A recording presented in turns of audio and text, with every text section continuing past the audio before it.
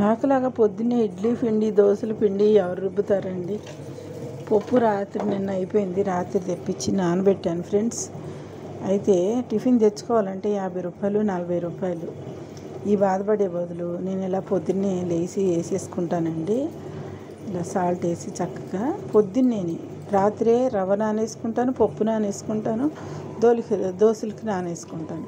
ఆ రవ్వను కలిపేసేసి గ్రైండర్లో ఒక 15 నిమిషాలు బయటే ఉంచి ఇడ్లీ వేసేసుకోండి. సూపర్గా ఉంటుందండి ఇడ్లీ. అరే నన్ను రాత్రి పోయలేదు, పొద్దున్నే ఇడ్లీకి అన్నీ రెడీ చేసుకోలేదు అనుకోవద్దండి. గ్రైండర్ ఉంటే మటుకి మీరు చక్కగా ఇలా యూజ్ చేసుకోండి. నైటే రవ్వ పప్పు నానేసుకోండి, రెండు కడిగేసుకోండి, గ్రైండర్ వేసేసుకోండి. చక్కగా పొద్దున్నే ఇడ్లీ పిండి ఎలా కలుపుకోవాలో మీకు తెలుసు కదా.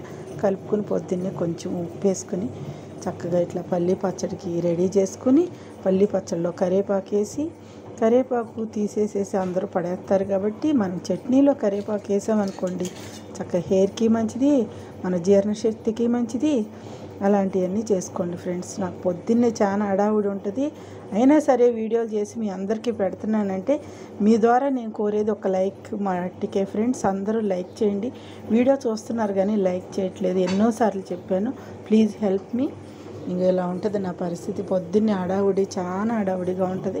అయినా మీ అందరి కోసం వీడియో చేస్తున్నాను. ఇలా చేసుకోండి, చక్కగా టిఫిన్ ఇంట్లో హాయిగా చేసుకొని తినండి, ఆరోగ్యంగా ఉండండి. అన్నదాత సుఖీభవ విజయదుర్గ ఛానల్ని అందరూ లైక్ అండ్ సబ్స్క్రైబ్ చేసుకోండి ప్లీజ్. మీ ద్వారా కోరేది ఒక లైకే.